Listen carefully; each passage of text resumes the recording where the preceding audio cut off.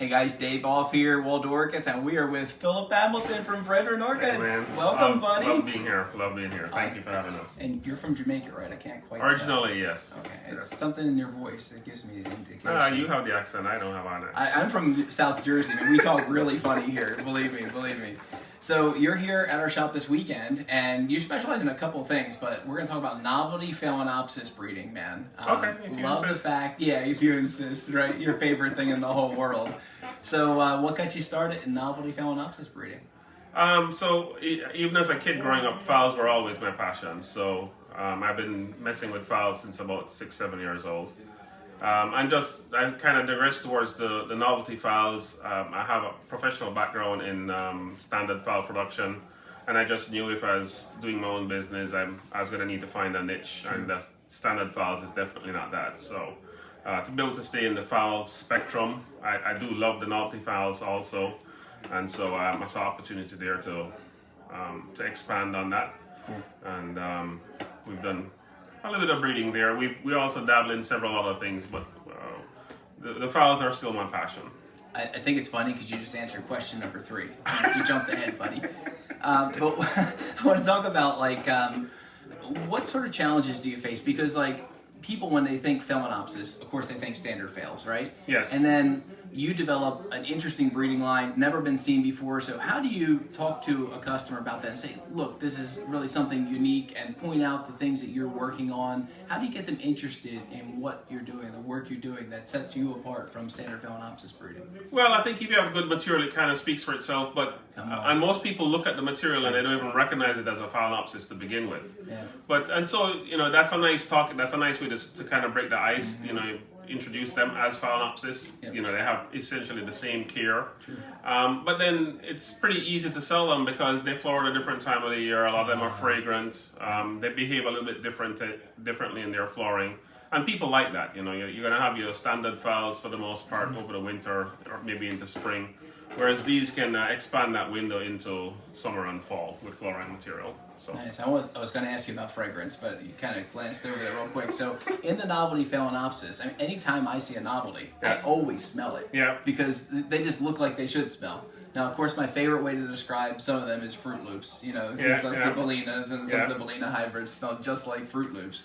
But obviously, a lot of them have fragrance. So when you're breeding them, is that something that generally carries on through the line, or are there certain plants that'll knock that out? I know that Coccinia will crush fragrance for Cattleyas. Yeah. But when you're breeding with Phalaenopsis, is that something generally you're carrying the fragrance through in the breeding?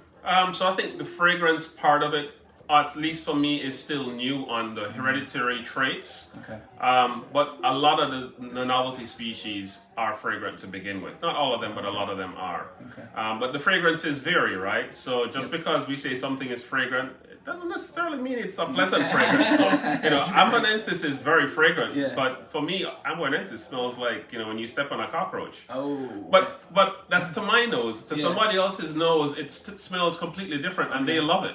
Okay. So yes, it's interesting because the fragrance is one of those things that's subjective to everybody, and so how I interpret the fragrance is different to how somebody else does, and that's a pretty cool way to see the customers interact with the plants in that way also. Very true. Yeah. So what do you think your next couple moves are going to be in phales? What are you trying to develop right now in Phalaenopsis breeding lines? Oh, you want me to give away what I'm trying to do? No, just give us a glimpse. Don't tell us how to do it. Don't tell us which ones to use. But is it a pattern? Is it a color? Is it fragrance? Is it plant size? How many flowers you're getting on a stem? What are you trying to develop most? So I guess part of what I'm trying to do is that a lot of the novelty phals, especially if they have heavy on the influence with Bellina and Violacea, they tend to have flowers that are right on top of the foliage, which when the spike's still very young, looks pretty nice, but after a while it looks a little raggedy. Sure. And so part of what I'm trying to do is to breed and develop lines that are going to have a little bit longer inflorescence. We've already started that with some of our lines, like Bredren's Bacchanal and Bredren's Calypso. Those things already there. We want to take it one more step for a little bit larger flower. And so we'll be working towards that. Fragrance is part of it. In my very early days as a youngster, my passion was multifloral Phalaenopsis, and so I do foresee that we're going to be going that way again. Just a few multifloral things, not a lot, because they still they kind of bridge the gap between the standards and the novelties, and I think there's an opportunity there for a few multifloral hybrids out there, some good quality multifloral hybrids. So I'd like to go back to that because that was my original passion with phals were multiflorals. That's awesome. So we're 4 questions in.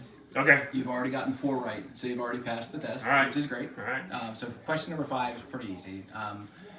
We want to talk about, just real quickly, I mean, a lot of people grow Phalaenopsis. I know with some of these novelties, they get those big, thick, fleshy leaves. You got to be a little careful not to ding them up because you can get all kinds of weird bacterial problems if you get a crack in it or something like that. But is there anything specific to growing these that you really want to try to do? I usually try to grow them on a little bit of an angle so they present really well. Is there anything you like to do with the novelty phales, especially toward culture? So the big leaves can be a factor, but again, that's sort of species specific, right? So things that have a lot of venoso and violacea, and especially Bellina, and then going into even bigger things like Gigantea, yes, you're going to have large leaves. Yeah. So like at our nursery, my dad built a vertical wall for us. So literally, it's all it is a bench, just like a bench top that we've turned, north to south. And so anything that's in a 6-inch pot now with large leaves goes in that, because what happens is if you have the pot sitting on the bench and the leaves touch other plants or touch the bench, then they start to crinkle. Yep. And it doesn't really hurt the plant, but it doesn't look as aesthetically pleasing. And so yes, so just like you said, having them hang like that, it allows the leaves to fall freely, so we don't have that issue. But it also allows them to tilt a little bit too. So it helps to water to run out of the crown, which is one of the big problems a lot of people tend to have with the phals. And that's how they grow in the wild. In the wild, they're growing with the leaves down, and they're coming from moist forest canopies that are almost constantly, the leaves are almost constantly wet. And so those leaves allow that moisture to constantly drain off the leaf. We don't have moisture building up on the foliage and getting septic. Well, congratulations. You passed. Thank you. No.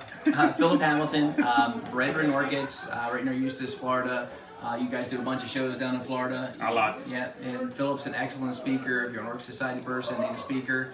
I'm picky about who I like to listen to. He's an excellent speaker. I'd highly recommend him. Find you guys on your website, Bredren Orchids. You got a website. You guys also do some social media. So real easy to find Bredren Orchids, Phillip and Liz Hamilton. Excellent quality product, and I highly recommend them. So thanks for being here. We appreciate you guys.